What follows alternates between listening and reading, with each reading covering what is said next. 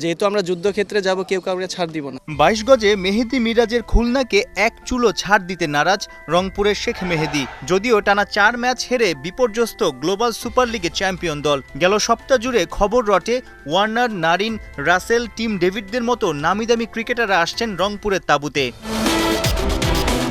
সোমবার দুপুরে eliminator match, হারলেই বিদায়। অথচ রোববার সন্ধ্যা পর্যন্ত নতুন বিদেশি দলে ফেরানো ইস্যুতে কনফার্মেশন দিতে পারেনি রাইডার্স ম্যানেজমেন্ট।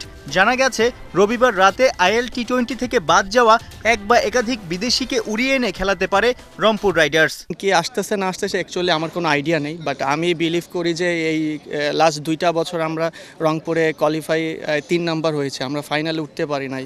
বাট এই বছর আরও একটা সুযোগ আসছে, ইনশাল্লাহ আমরা চাই আসলে যে এই লাস্ট 2 বছরে যেটা হয়েছে সেটা ব্রেক করতে চাই, যে ইনশাল্লাহ আমরা ফাইনালে যেতে চাই। প্রশ্ন হলো, আরব আমিরাতে ম্যাচ খেলে সারা রাত জার্নি করে ঢাকায় এসে সোমবার দুপুরেই মিরপুরের গামিনীর পিচে কি স্বাভাবিক খেলাটা খেলতে পারবে ওরা? টানা 8 জয়ে উঠতে থাকা দলটারই বাজে ল্যান্ডিং। ক্রিকেটারদের নানাভাবে চাঙ্গা করছে টিম ম্যানেজমেন্ট ও মালিক পক্ষ।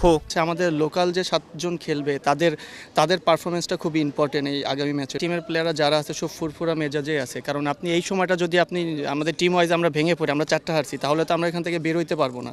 বাট আমাদের প্লেয়ারদের দিক তাকিয়ে মানে আমরা যেটা দেখতেছি আর কি, সবাই আসলে আন্তরিক আছে এবং সবাই কনফিডেন্ট আছে ইনশাল্লাহ। লোকালদের মধ্যে ওপেনিংয়ে সৌম্য, ফিনিশিংয়ে কাপ্তান নুরুল, অলরাউন্ডার শেখ মেহেদী গড়ে দিতে পারেন পার্থক্য।